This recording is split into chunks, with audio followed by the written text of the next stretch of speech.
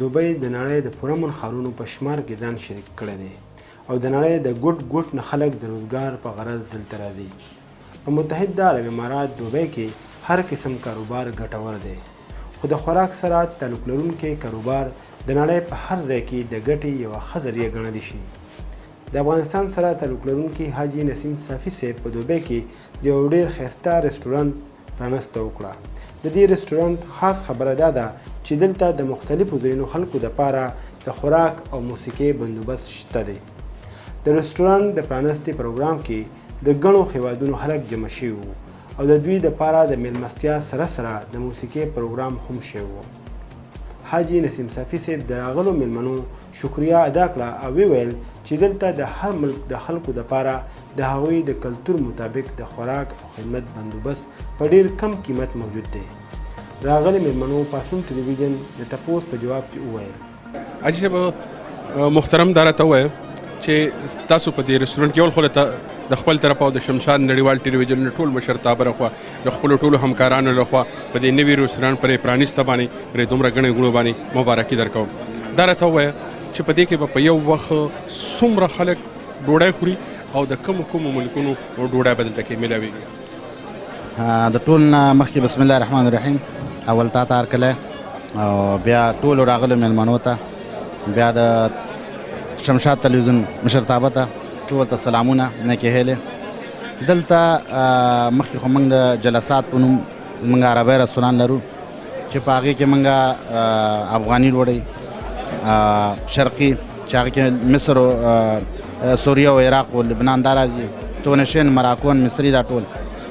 نو اوس هم فلحال دلته دغه ده چې د ایشین بوفه ورته موږ وایي، یعنې سپیشل پاکستاني فوډ شو، سپایسي والا. موږ یعنې و درې چته شو، لاندې د ځمکې دا میزانین او پاس چت، دلته ټول 1180 کرسۍ شو زموږ، یعنې یو وخت سره موږ کولی شو چې 1180 میلمانه موږ وزر کړو.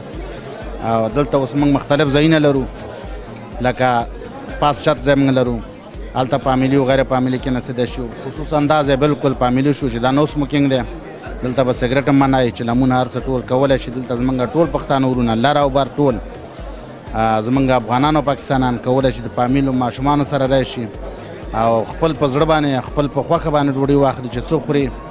دلته به 25 قسمه د پښتو په حساب قطغونه وي، یعنې ډیشونه به وي، 25 به سلات وي، 15 به ورسره سویټ وي، الواګانې خوږې.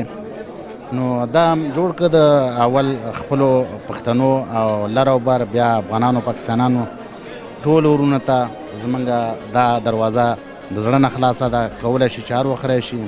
انشاءالله داسې خدمت به کېږي لکه خپل کور ته چې لاړ شي. دا ټول بیا خصوصا د پښتنو کور دی، زه ورته هر وخت راغلاست وایم. ستاسو ډېره مننه. زموږ به دعاګانې زموږ هڅې به وي چې خدای دا رسټورانټ کامیاب کړي. تا خو نور هم ډېر کاروبارونه کول، د رسټورانټ او دې طرف ته هوټل طرف ته دا څنګه رالي؟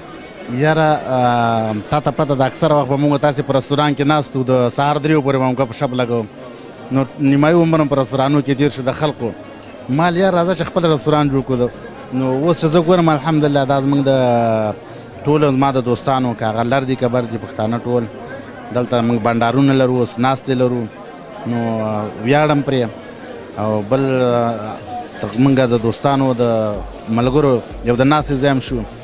او ښه دی رستوران سخي شی، خدای دې اوس کامیاب کړي، دعا کوه.